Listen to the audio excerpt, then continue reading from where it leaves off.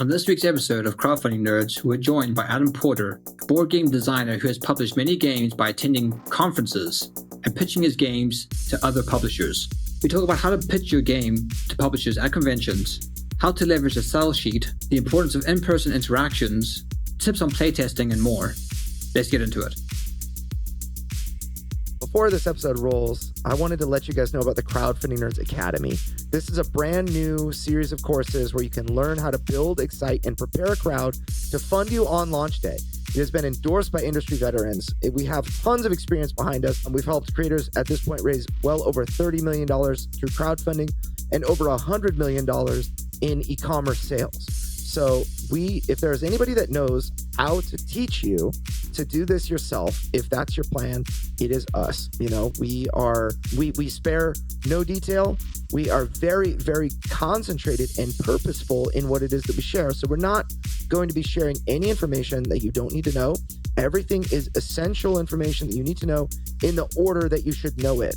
So we cover course. There are 3 different areas that we cover. First one is Facebook ads for Kickstarter.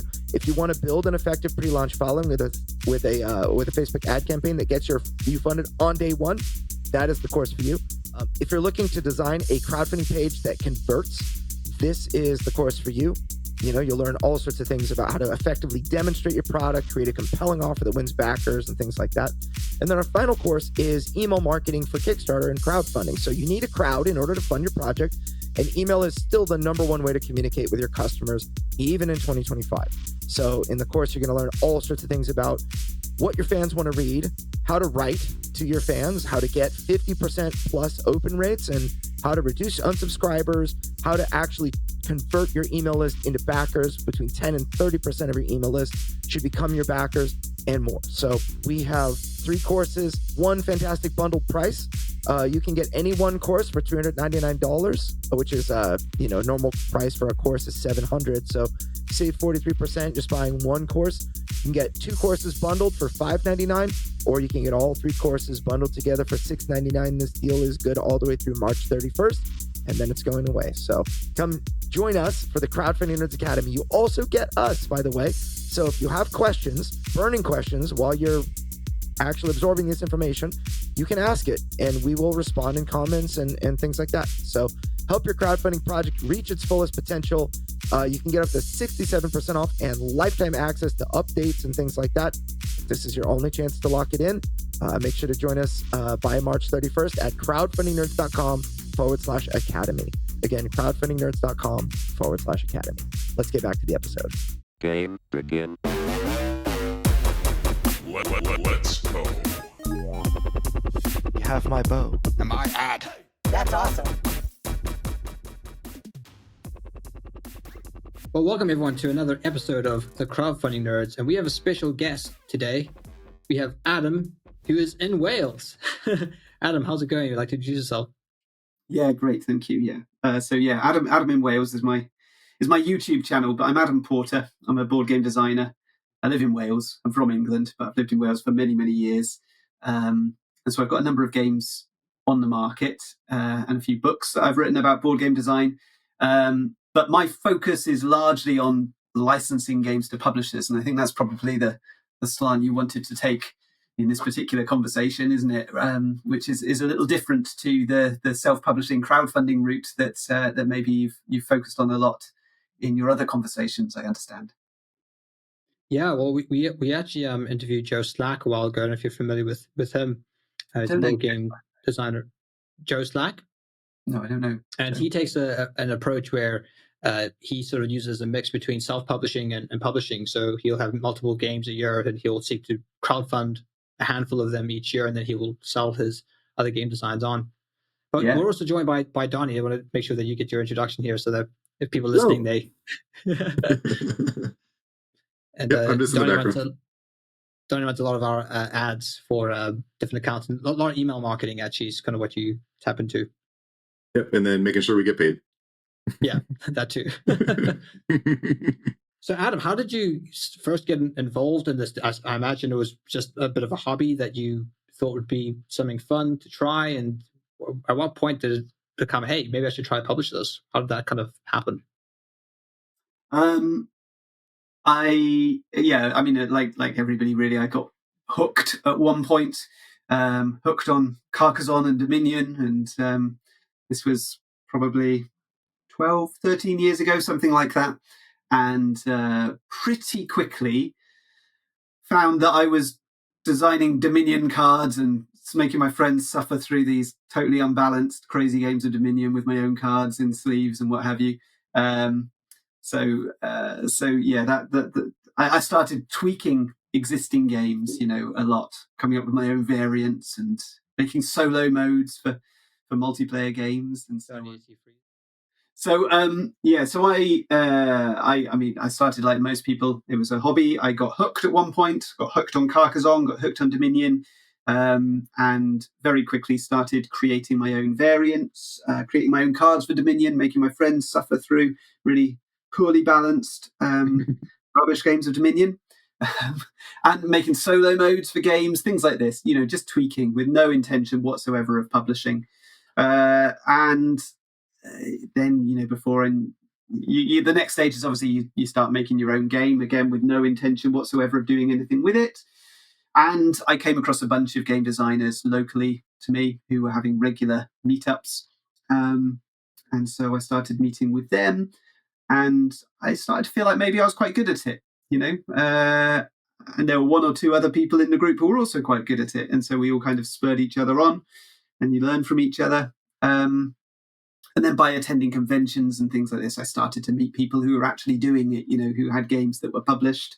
And it's just a gradual process of learning, really, what works for people. Everyone's very generous in this industry with their knowledge. They share it very freely. And so I learned a lot very quickly from people who were doing it.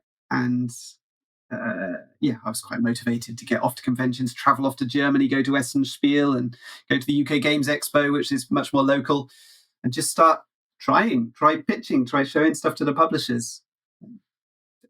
After 10 years or so now, I've got 10 games on the market using pretty much the same approach that I've been using the entire time, really. Yeah, I think a lot of people get into it with the same sort of approach. It's almost an extension of the hobby itself. You kind of get the enjoyment of playing games, the enjoyment of designing games. So it becomes a game in and of itself, trying to work out a balance. One thing that really struck me I know you have a YouTube channel and you have a lot of resources there, so I guess you're trying to give back to the community now that you've been able to have some success here. One thing that really struck me is because in one of your videos you talked about how you pitch to publishers at conventions, and one thing, and correct me if I'm wrong, but one thing you suggest is that you lead with mechanics. You kind of go straight to mechanics. We actually find the opposite when you're trying to sell or market towards the customer, so business to customer, not business to business. You don't lead with the mechanics at all. You actually do the exact opposite. You kind of lead with theme and art. Those are kind of the two things you kind of go, and then you introduce mechanics. But people really first have to be gripped by the world in which you're presenting. So I thought that was quite an interesting distinction between the type of stuff that maybe the headspace people have to be if they're crowdfunding and they're seeking to reach customers, versus someone who's trying to seek a publisher. Is that correct? You often just lead with mechanics from the get-go. Yeah, for sure. That's absolutely right. I mean, aside from anything else, if you're pitching to a publisher and you're expecting the publisher to license it, there's every chance they're going to change the theme anyway. So your world that you've created is largely irrelevant, really. I mean, that's not an absolute. There are publishers who will pick up a game with theme intact and they'll take on board your lore and even your artwork and things like that, but they are by far the minority. The vast majority of publishers want to be able to put their own stamp on it. So really, you're showing them a vision of what the game could be. You're not showing them what the game is. You're showing them what the rules are, what's surprising about it, what's intriguing about it from a mechanical standpoint. I mean, clearly theme can help to sell it, and if the theme and the mechanisms, if they match well, then it can be perfect. And often the publisher will run with your chosen theme from the beginning. But I would start.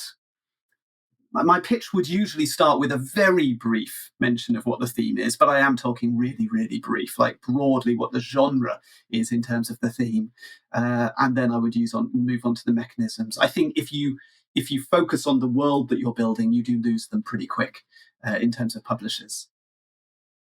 Yeah, it makes sense, because I suppose they're trying to purchase a system that they want to know that you've developed something that they can just plug into maybe an idea of their own. So they're really wanting to know, do you have a game that's well designed, well balanced, and play tested? Is that kind of what your experience tends to be when pitching? Yeah, that's absolutely it. And so I think it's a bit of, it's not really necessary to spend the time on that as a while you're going through that playtesting process. So, for example, one of my games was it's called Compromat, and it's a 2-player blackjack type game where you're 2 spies competing against each other. Now, we went through a bunch of different themes to get to that sort of spy versus spy setting, but all of them were pretty basic. I mean, that's as far as the story goes, spy versus spy. Now, once the publisher took it on, it was actually the artist that started to flesh out that theme, because the artists wanted some inspiration for their drawing, so they wanted to have a bit more of a story.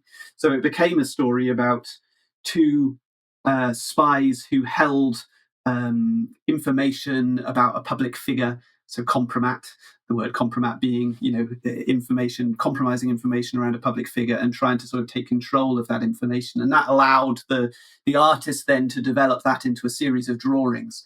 The gameplay didn't change. That was something that was there to serve the artist, and actually, it just helped. It just helped everybody to feel a little bit more inspired. But the publisher didn't really need any of that from us. They needed a nice little 2-player card game that really could have been themed about anything, frankly. Interesting. So I know, Donnie, you've worked on your own game and a system, and it's very much tied to a world that you're building. So it's quite interesting in terms of when you're developing your game. If you are quite married to the theme, then self-publishing is the way to go. So I know, Donnie, you probably wouldn't ever seek publishers because you have spent so much time in building the world, right? Well, that's what's really interesting. Just even thinking about that, I realized through game design, I'm like, I care more about the story than I do about the design. So I realized, like, okay, if I needed to take a different approach altogether, so I started writing the story. So it's like going from that way, and it's like, okay, now I can probably license the IP out to a game designer, right?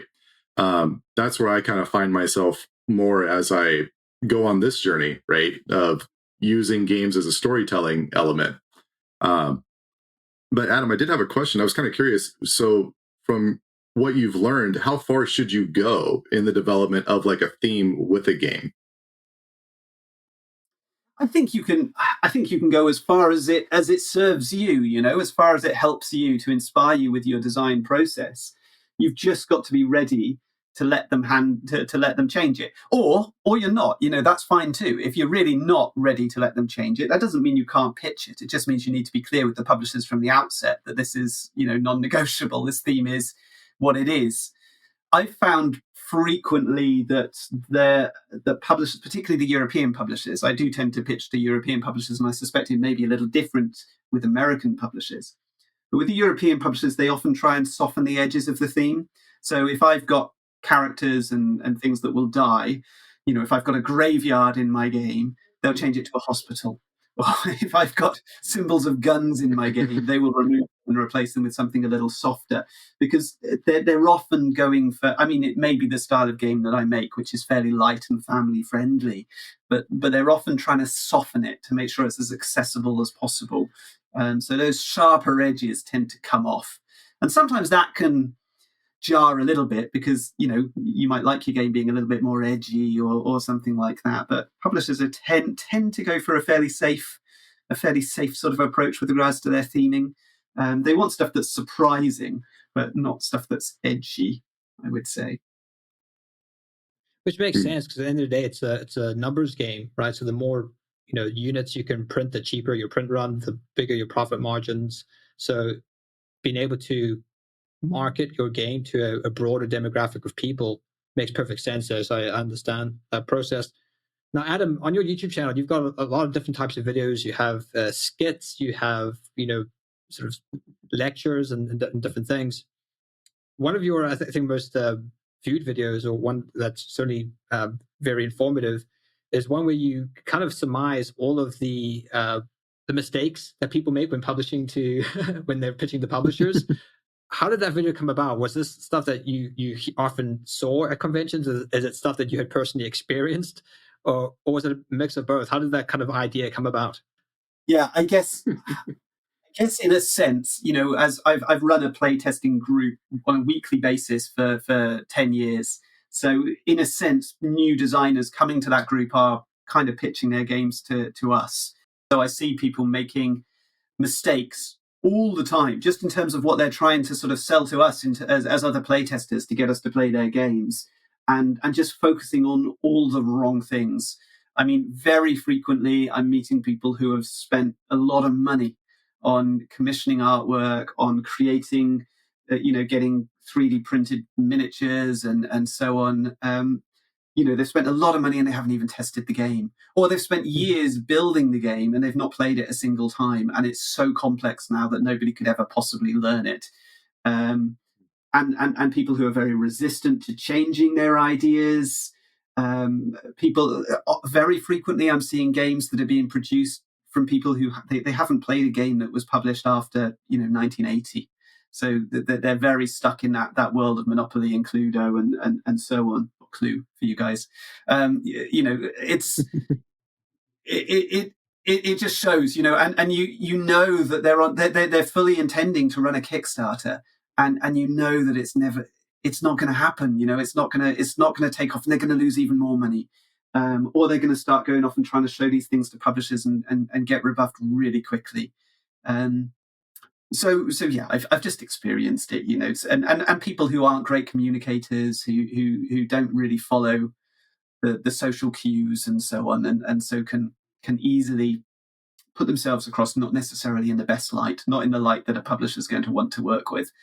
So I've just seen it so many times, really, and I've spoken to so many publishers. I know what they like and what they don't like. So that's what that sketch was kind of based on. I tried to kind of pack everything in, all the mistakes you could possibly make, with probably the most patient publisher in the world receiving this, rather than kicking this guy out. All of it, and trying to sort of egg him on throughout it. Well, I certainly got a chuckle out of it, because we often, when we take on clients to market their games, we get similar sort of pitches and ideas and things. So we have to sort of gently say, no, we don't think you're particularly ready for Kickstarter, and we sort of have to guide and counsel them in making the best step forward. Now, in terms of conventions, where you briefly talked about pitching to European publishers, in your experience, what has been the most fruitful conventions? Are some better than others, or are they all generally sort of the same? Or maybe give some of your insights into conventions you have found particularly fruitful in terms of publishing your games. So, I mean, I've largely pitched at Essen Spiel. So that's the largest board game convention in the world. I mean, comparable to Gen Con in America, right? I think those two, they count their visitors in different ways, so it's hard to tell which one is larger. But Essen Spiel is certainly right up there. So you've got publishers from all over the world there, and there's just this whole second convention going on behind the scenes. So you've got all the public in there, they're buying games, they're playing games. So it's this wonderful sort of shopping convention. There's not much game playing going on. There's lots of demos. But then behind the booths, there's these little rooms where there's just meetings happening day in day. Every few minutes, you see people coming in and out of these doors, and you don't know what's going on behind. So I'm usually behind those doors, in these little stock spaces on a tiny table, pitching to these publishers and moving around the halls. And I know all the other designers who are doing the same thing. They're all moving around the halls as well. So we're all crossing paths and going, oh, I just had this amazing meeting, or I just had this terrible meeting, and exchanging stories. And then we meet up afterwards and go for dinner. And, it's great. It's really sort of a supportive environment with all these different designers doing it. So Essen Spiel works fantastically from that point of view. The other places that I've pitched, I have occasionally gone to Nuremberg Toy Fair and also London Toy Fair. These are a very different experience, because these are trade fairs, so the public aren't there. You can't purchase games, you can't really play games. They're big trade fairs where it's just industry stuff going on.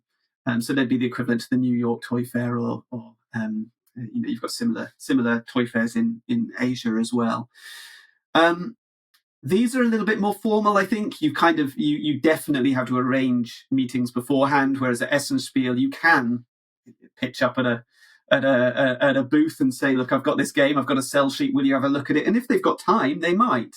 I mean, you're going to get rejected a lot, but they're not going to care if you do it, whereas at Nuremberg, I get nowhere with that. They are busy, busy people, and they're not going to look at it like meetings previously. So I find the formality of it a little bit harder to get through. So I find Essen Spiel is better, although it's largely the same people that are there. And then UK Games Expo it's not as big as Gen Con and Spiel in Essen, but it's certainly the biggest convention in the UK, and I suspect it's probably getting up there towards third or fourth biggest in the world at this point. It's quite large. I don't do as much pitching there. I will tend to try and catch up with publishers that I already know at the UK Games Expo, because I know that I can do more in Essen in Germany. So UK Games Expo, I would tend to focus more on playtesting. Lots of great playtesting opportunities, great opportunities to playtest with the public at that particular convention.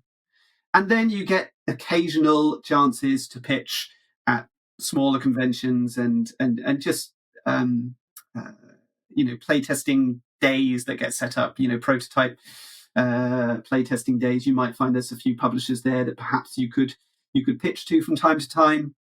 And I also do some virtual pitching, again, usually with publishers that I've met over the years. Particularly if there's a call out, occasionally people will ask me to put something together, to put a pitch together for a certain brief or something like that. Those tend to end up being virtual pitches. Yeah, that was just going to be my next question in terms of, do you ever pitch online? And so these online pitches or these virtual pitches, is that mostly through your connections at conventions, or is there any kind of Facebook groups or any type of online spaces where you can frequent and kind of pitch to publishers? I do it with publishers that I already know. Generally, there are also, I get mail outs because I've publishers know me to a degree, but I do get mail outs certainly from like the larger publishers. If you had a publisher like Ravensburger, for example, they will send a kind of a newsletter to their sort of mailing list of designers, and it will have all the things they're looking for over the next 6 months or so. And then they might set up virtual pitches. You come up with the concept, and then you can pitch it to them in that way. So those sorts of things come up from time to time. I suspect I could do more virtual pitching. I don't think there's anything to stop you making unsolicited, contact with a publisher and saying you've got something you'd like to pitch to them. And a lot of publishers would be willing to do that virtually, I think. But I just feel like you get more out of an in-person pitch. I think it's much more versatile in terms of what you can do. It's much more personal. You get to know each other better, and largely when I'm pitching, I really feel like I'm pitching myself rather than the game. I want to just show myself as a potential working partnership. Like there's some publishers I've pitched to at Essen for 10 years every year on an annual basis, and they've never taken a single one of my games. But every year they're willing to meet with me. And they even contact me and say, are you coming to show us anything this year, Adam? And it's because I've built a relationship. Now, one day there'll be a match, we just haven't got there yet. So I really feel that at these meetings, you've got to kind of not put too much pressure on the game. The game may well get rejected, but it doesn't matter as long as you show yourself in a good light. You show good humor, you have a pleasant time, they enjoy the meeting, then they're going to be willing to meet with you again in the future. So that's the approach that I take. It sounds a lot like it sounds a lot like going on auditions. It's like you're going to get rejected a lot, but you're going to get to know the people who are auditioning you, right? And they're going to even actively remember you for specific roles or things. And the first thing I thought of, like, do game designers need an agent? Like, I wonder if that would be interesting to be able to help them, or like some sort of service to help people set up meetings and interviews. If they're particularly shy or they're more introverted, they have a hard time presenting it. I wonder if that would be something even down the line as game designers kind of are up and coming. So it's interesting you say that, because I was an actor years ago, so I've done a lot of auditions. So there are similarities for sure, and certainly the rejection is a similar thing. The difference, the key difference, is that the acting industry is pretty sharp edged. It's a pretty harsh industry. Like, the rejection is harsh, and the rejection is very personal, because it's rejection based on what you look like, based on your personality, how you come across, and so on. Right? It's a really personal rejection. It's a rejection of you. Okay. Whereas these guys, they're not rejecting you, they're rejecting your game. It's not you. It doesn't reflect on you at all. And it doesn't even reflect on the game, because they're looking for specific things, and your game might not be a match. And it's much more generous and friendly, this industry, than the acting industry. That if they reject your game, there's a very good chance they're going to say to you, do you know, I know another publisher that might be interested in this, and they might put you in contact with them. So generally, it's a very supportive sort of environment, I would say. As to the other point about agents, they do exist. There are agents out there. There's a number of them. They're not well known, but there are some that are quite reputable. The trouble is the margins involved, right? If you're going to an agent, what cut are they going to take? If you're in the acting industry, they're going to take 10% of your pay, and that's adequate for them. They're not going to take 10% of your royalties as a game designer, because that would be nothing. 10% of your royalties are already really pathetic. So taking 10% of it is a very, very low amount of money. And so, for example, an agent that I recently submitted a game to, the deal is they take 40% of your royalties. Now, that's a large amount of money, and you pay them as well to assess your game and give you feedback and so on.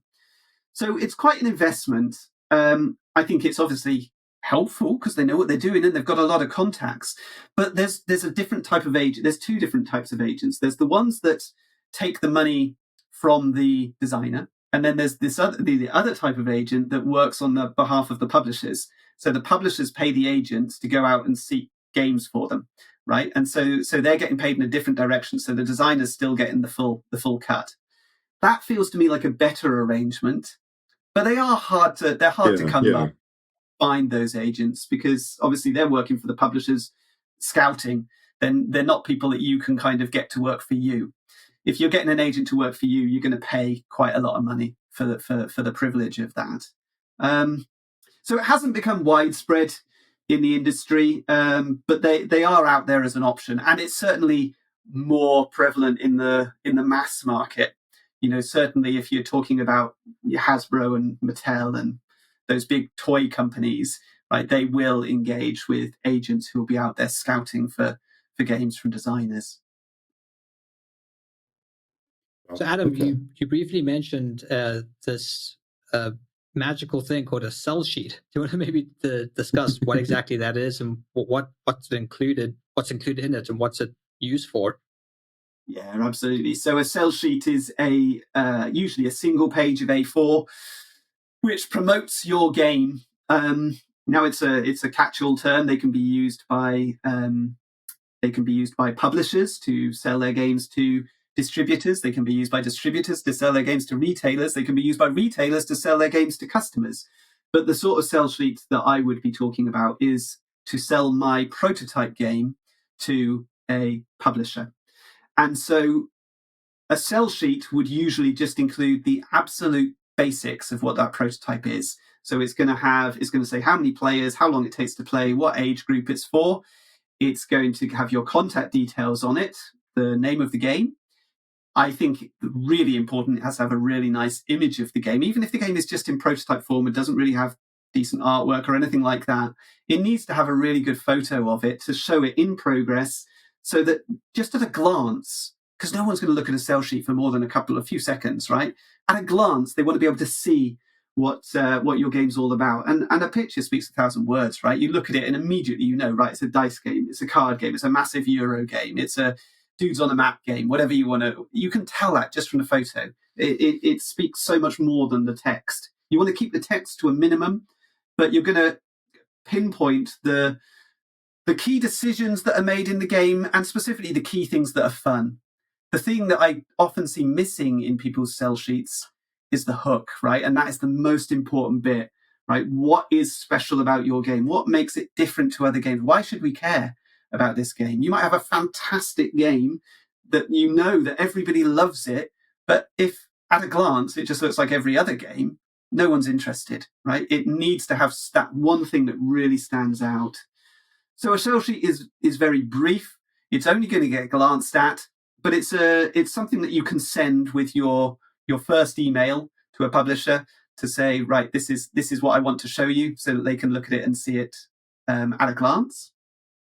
And it's something that I often use as well if I'm approaching a publisher by walking up to their booth rather than having a meeting arranged in advance.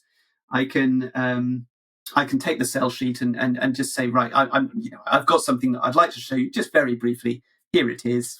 Would you be interested in that sort of a game? Or in a pitch meeting, I could lay out, 3 or 4 sell sheets on the table. Maybe we've got half an hour. I can lay out 3 or 4 sell sheets and say, which one would you like to look at? Okay. And they can very quickly tell just by looking at the image, very quick. Okay, right. I'm more interested in a dice game than I am a party game. So let's start with that one. Okay. So it's just a quick way of communicating what your game's all about. So when it comes to pitching games to publishers, do you just tend to have a lot of games on file that you can show them, or do you tend to do a bit of research on the publisher first? So let's say a publisher only tends to publish solo games, for example.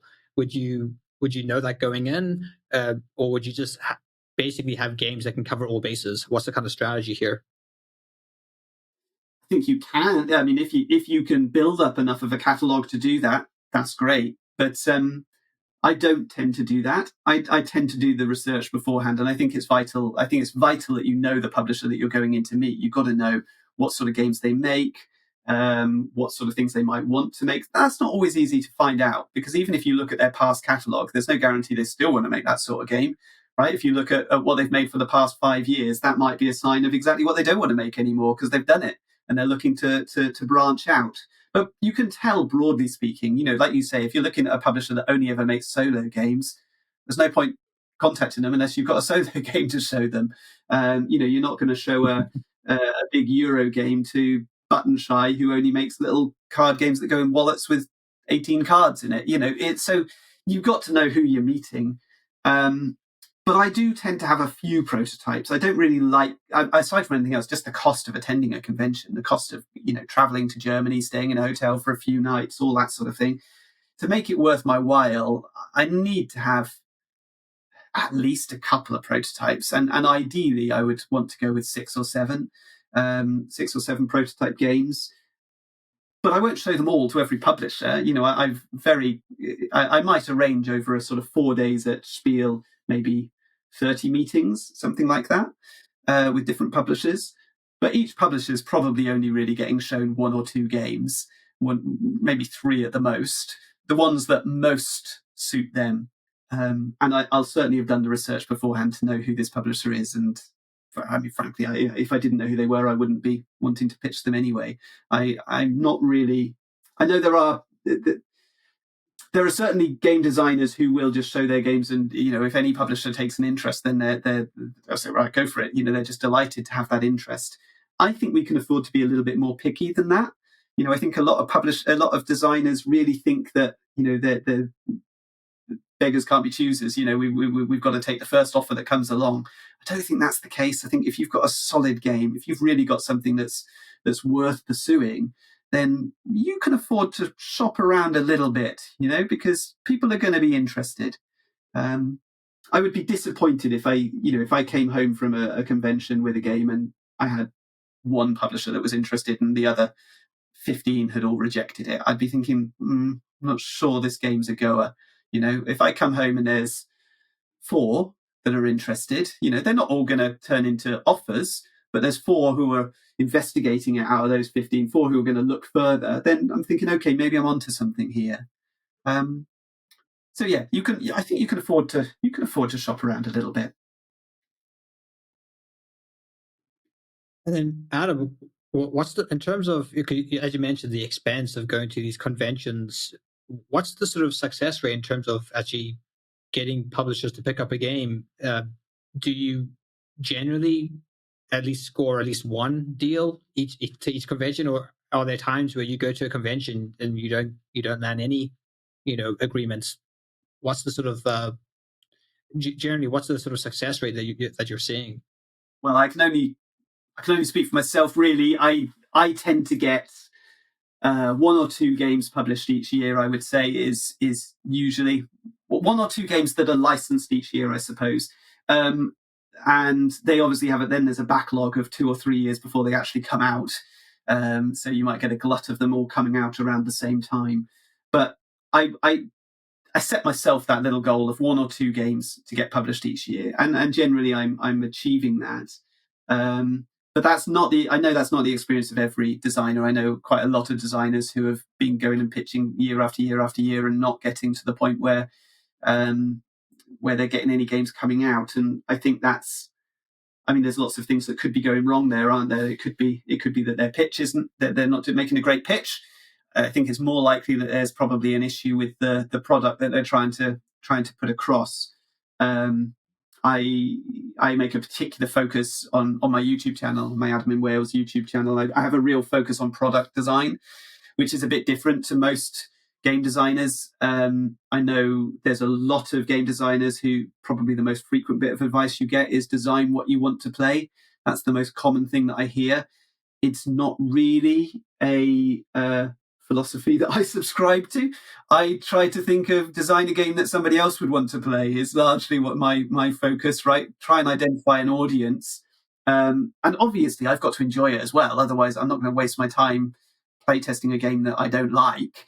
But my starting point is not, right, what do I want to play? What's missing in my life? My starting point is, what do I think's missing in the gaming world as a whole, and where do I think there's an audience? Where do I think there's a game that other people are going to love? And then I'll try and focus on that and make it the best possible product, because a game is a product, right? It's a product like I say in one of my videos, it's a product no different to a vacuum cleaner or a bucket or anything else, right? It's got to be valuable to people. You've got to create something that actually has meaning and purpose, and that fills a gap in someone's life in some way. So it's not enough. You can take a punt on a game that you would like to play, and you might be lucky. But I think often that's where people are going wrong. They're creating these little oddities or these things that they enjoy but are very similar to other games that are out there, and they're not really focusing on the end user at all. And so then the publishers and the distributors and the retailers just aren't interested. And of course, the next thing they do is they turn to try and crowdfund it, and then they find that they don't exactly light up Kickstarter either through that route. So I'm always trying to promote the idea of having your audience in mind from an early stage. I think that's really important. Great. Yeah, I think the market can be quite brutal, but quite honest at times. It's going to sink or swim. In terms of researching publishers, where do you tend to do that? Is it just a matter of buying lots of games and just having a big inventory of games that you're kind of familiar, or do you go to Board Game Geek, or how are you sort of researching publishers before you kind of go to an event and you pitch games? So, I mean, like many game enthusiasts, I've probably bought thousands of games over the years, right? I've sold many of them, so I don't have thousands of games, but I'm sure I've bought loads, right? So I have a lot of experience of a lot of different publishers through that route. Now, not everybody can do that. Not everybody can afford to do that. Not everybody wants to do that. And that's fine too. You don't have to, right? One great thing about our hobby is that there are gaming meetups all over the place, right?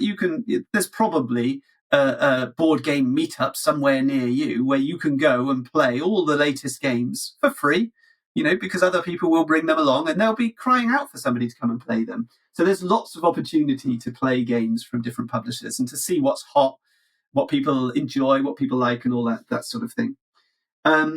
So that's a great opportunity to find out about games that way.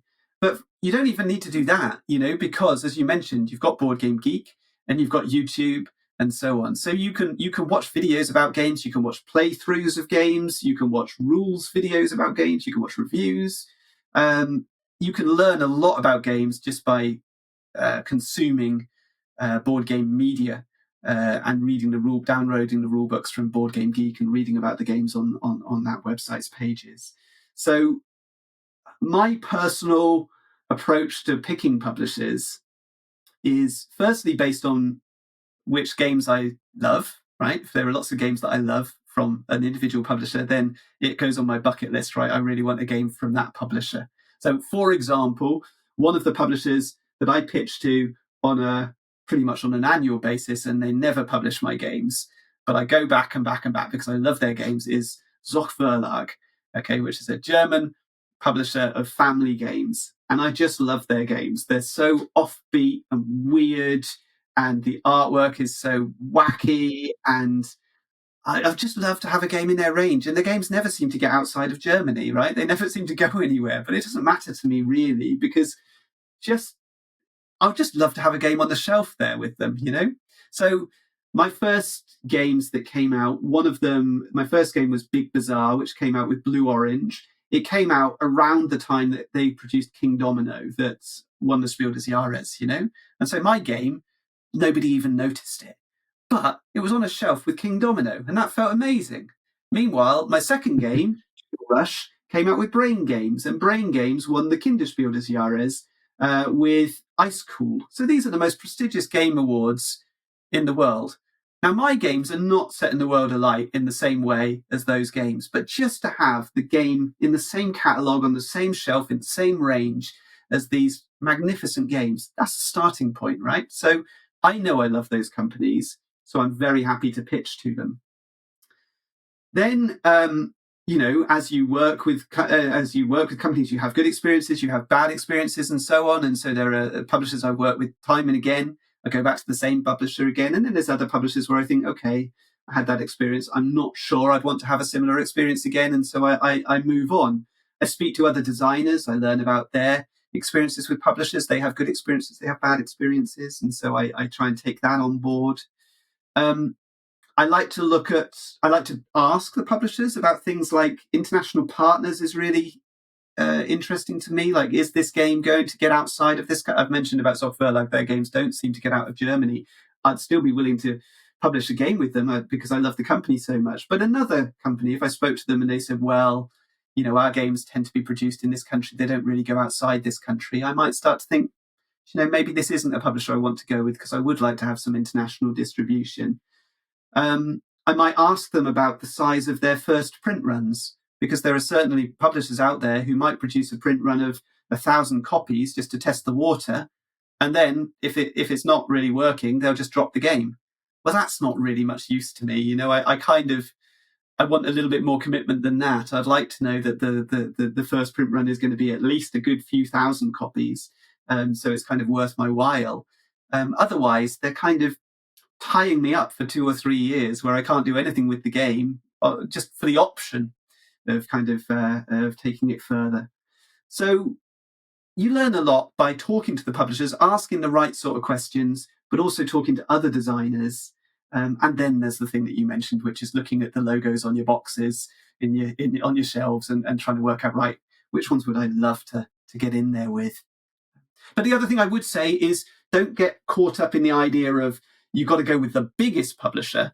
That's not always the best approach, right? The biggest publisher probably has a massive catalogue of games, and yours might be the least important in their catalogue. So while they're spending all of their time focusing on that big award winner and so on, your game drops away and gets ignored. Whereas if you sign a game with a small up-and-coming publisher, it's hard to work out who's the up-and-coming ones, but you sign it with somebody a bit smaller, it might be their primary focus, right? They put all their love and attention on that game, and that can really help it to take flight. So it's not just about size or years in the industry or anything like that. It's a lot of it's about enthusiasm as well, right? If the publisher's just talking to you like they love the game, great, we're going to have so much fun putting this together, right? If they're very just sort of methodical and a bit disinterested, but they want to sign your game, there's a warning sign, I would say. Have you ever had a game? Oh, sorry, Sean. Sorry, go ahead, Donnie. Have you ever had a design that was you thought had legs and you really thought it had a good pull and it was just fun to play, but a publisher didn't pick it up? Have you ever considered going the self-publishing or Kickstarter route? I have considered it over the years, but I've always come back to the thought that it's not my skill set and it's not something I would enjoy. I think I'm not minded towards that. I'm not inclined towards that sort of work, right? It's just something that I think I would find stressful and challenging. And I've got a full-time job, I've got a family. I prefer the idea of, for me personally, of creating something and then handing it on to somebody else and then see what they do with it, right? It's another set of eyes, another lens, and they might ruin it, but usually they make it richer because you've got another few sort of layers of people looking at it. So it just doesn't seem to me that it fits my skill set. As to your point about when you've showed games to publishers and they've rejected it, would I then go to crowdfunding?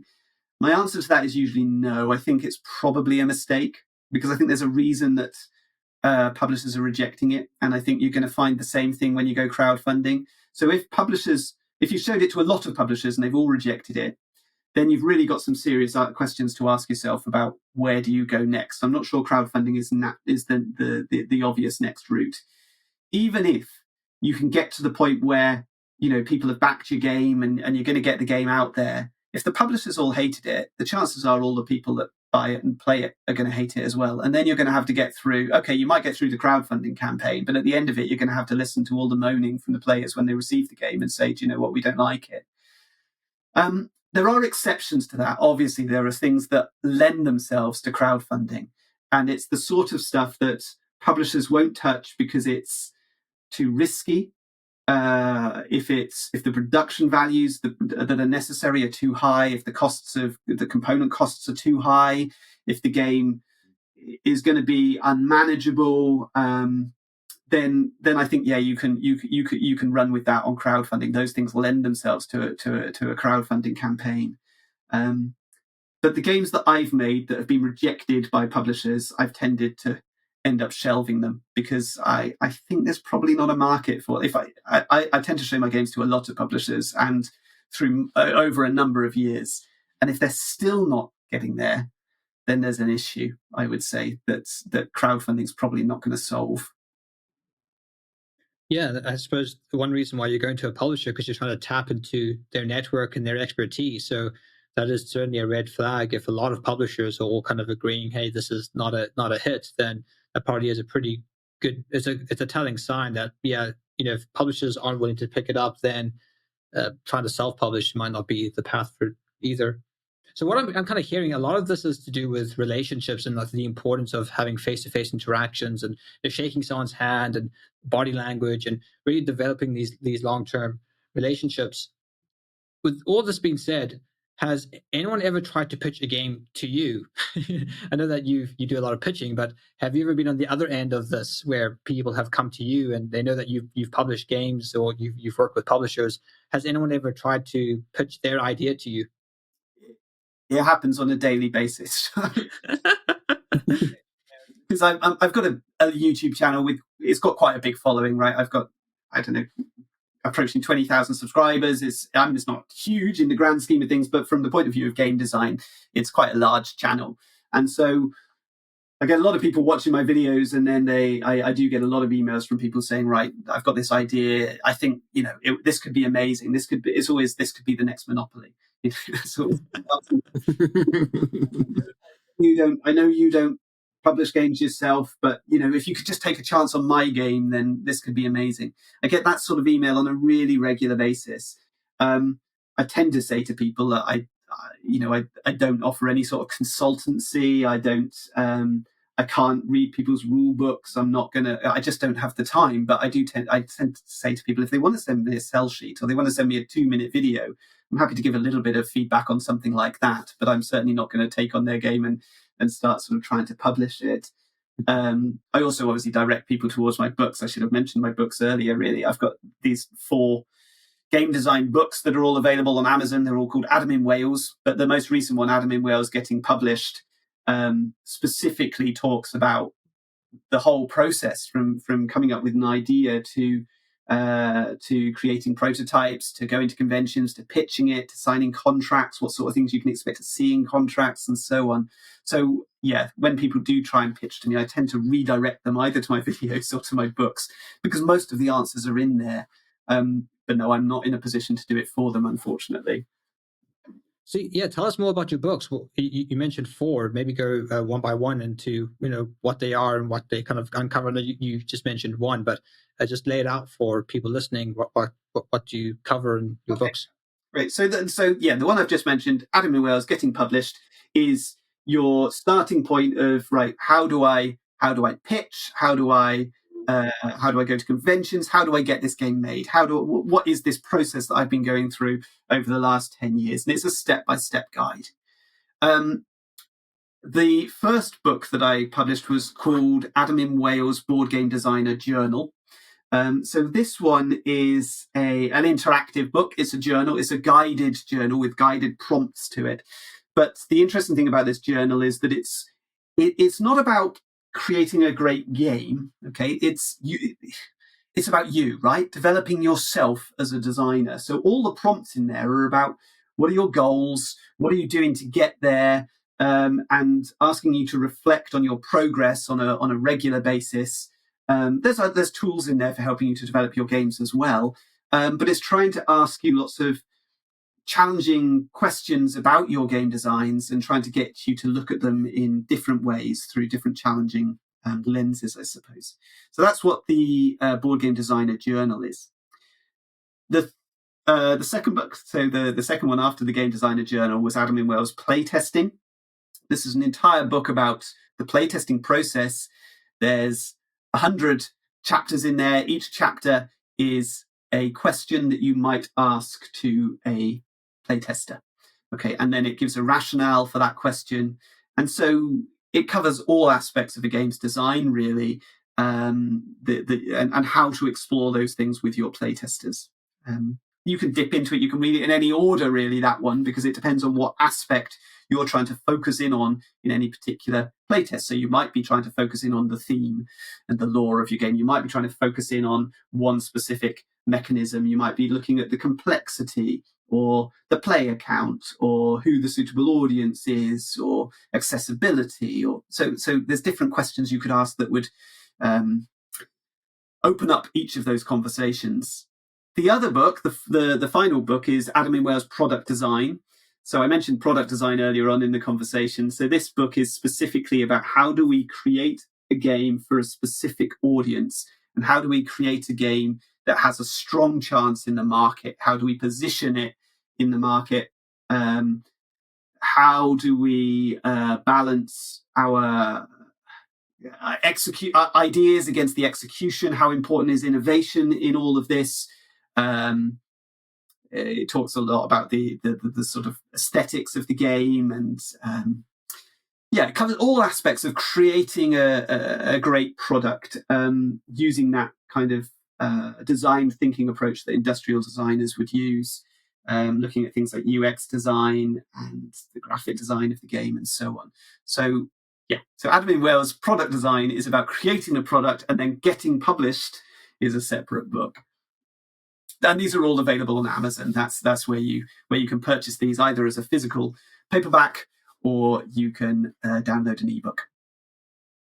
Wonderful. We'll make sure to include links to those in the show notes for people to check out.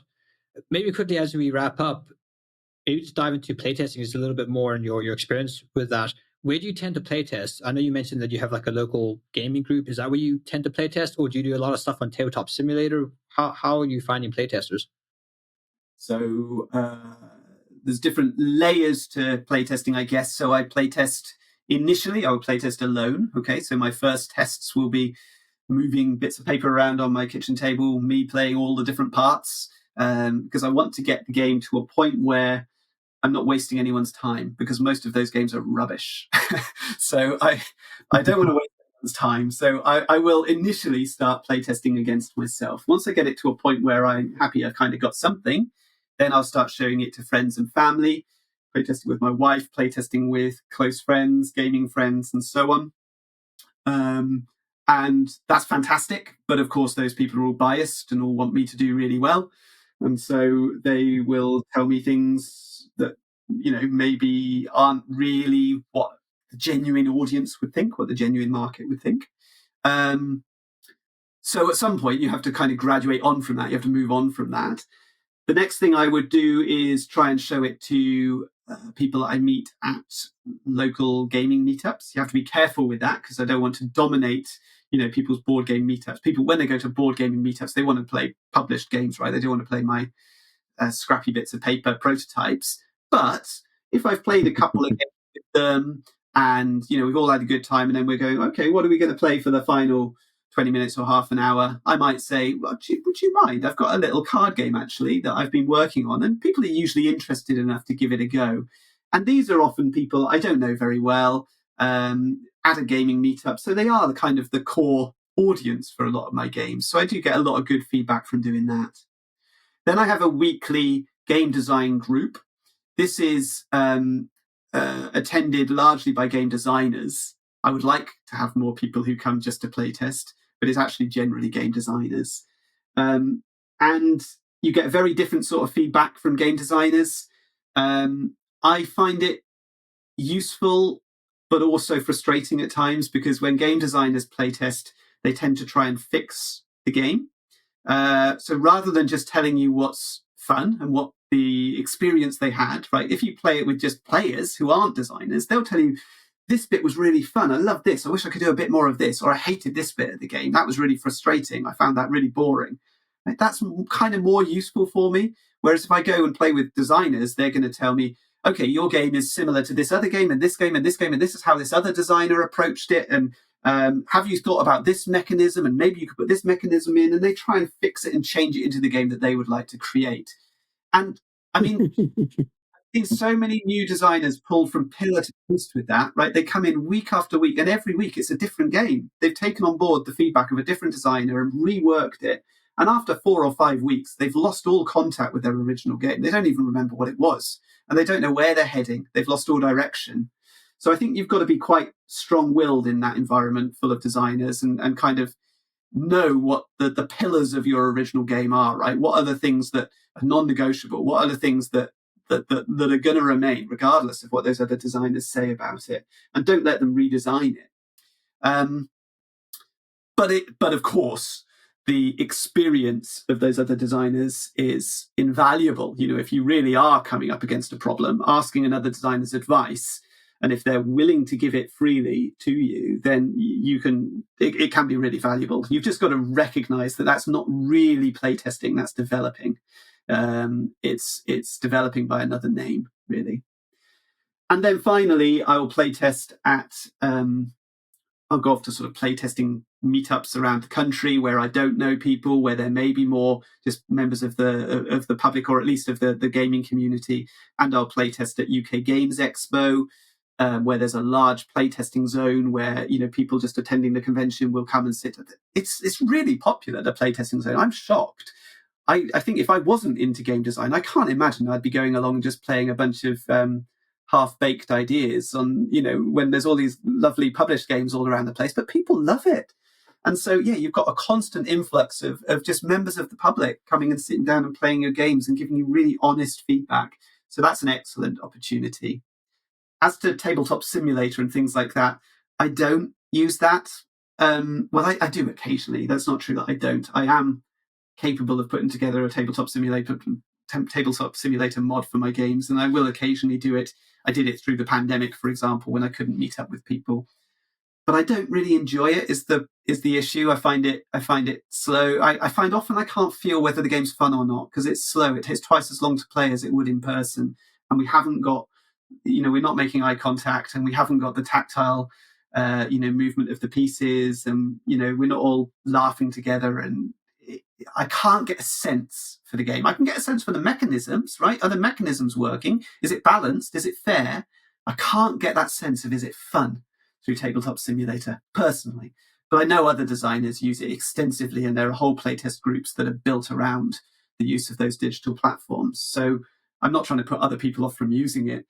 Just in my personal experience, I much prefer to be face-to-face, which is exactly the same when we talked earlier about virtual pitching. The main reason I don't do much of it is because I enjoy face-to-face pitching too much. I love building these relationships and meeting these people and having these conversations.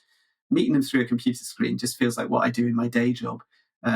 It doesn't really fill me with joy. So I just don't tend to do much of it. I tend to save up my prototypes until a big convention and then get there in person.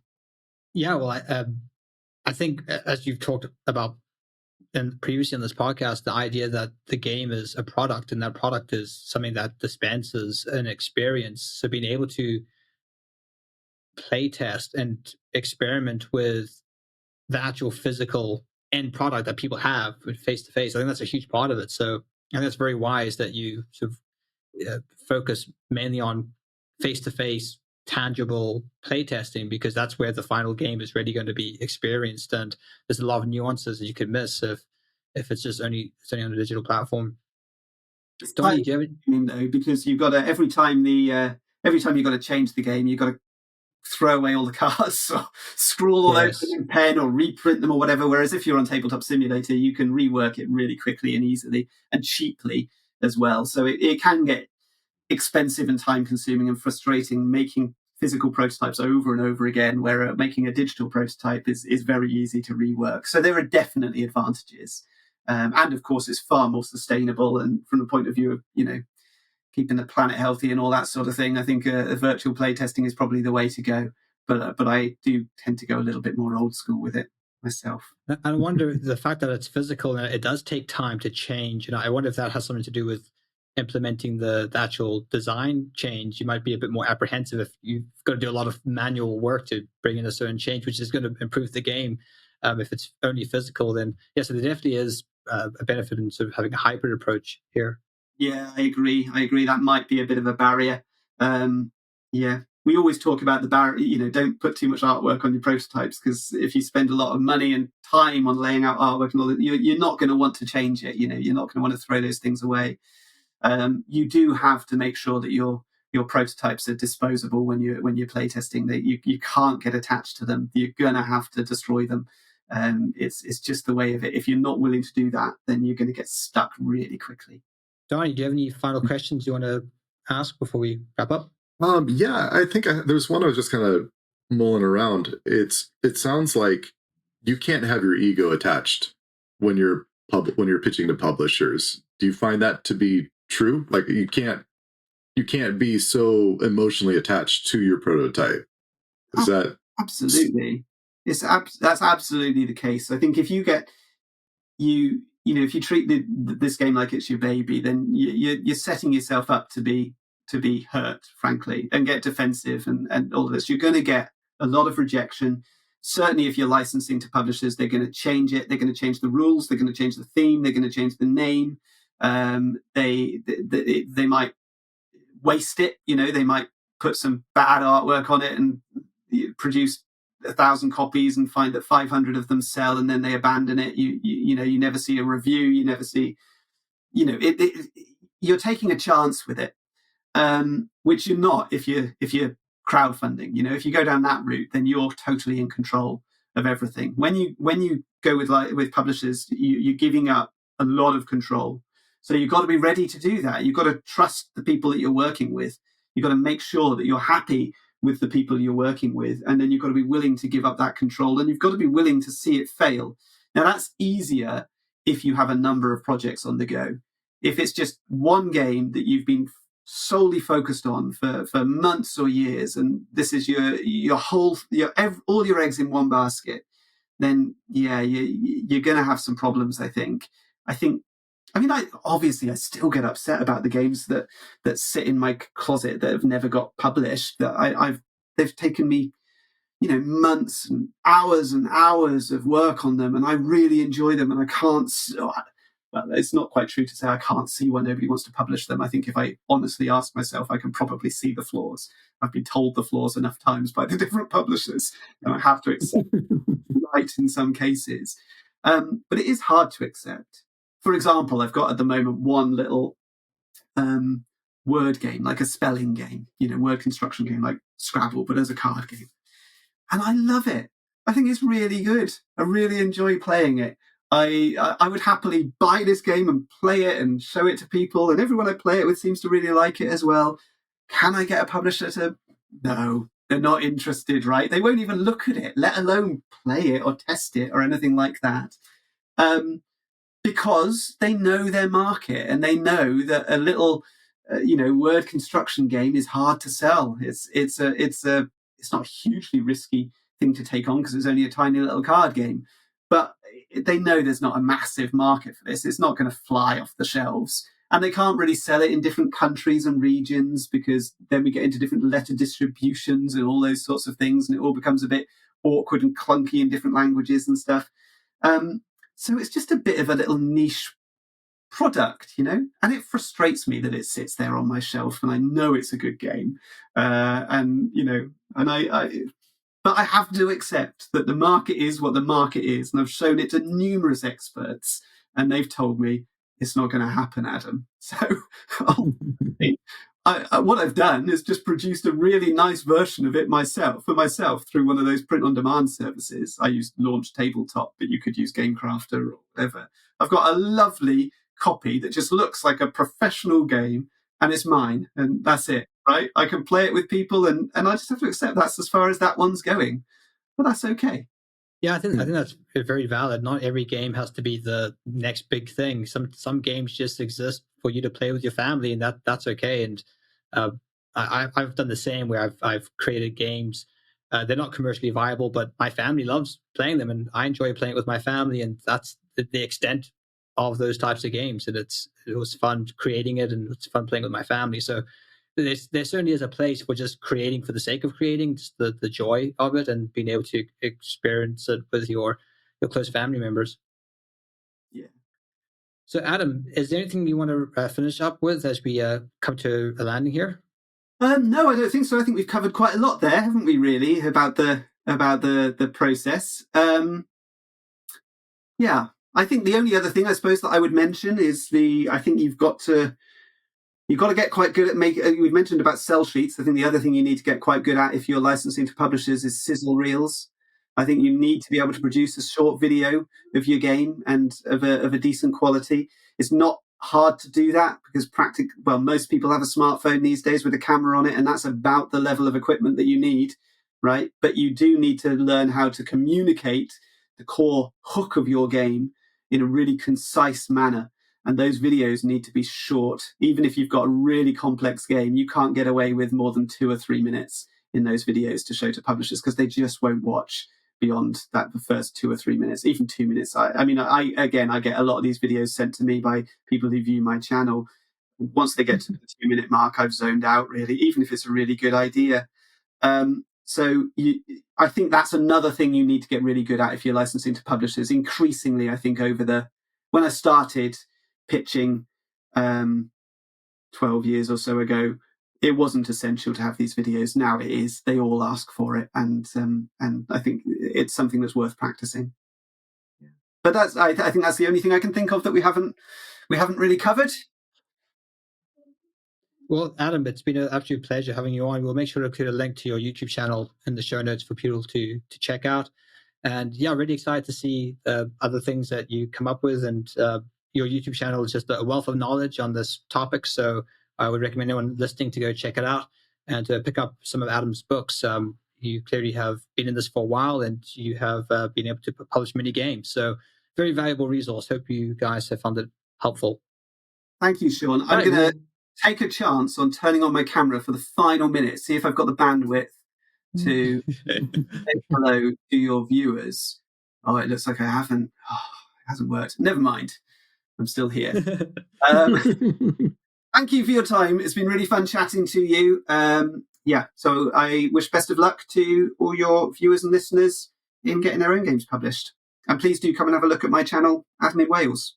Great. Well, we'll have Robot Richard sign us out.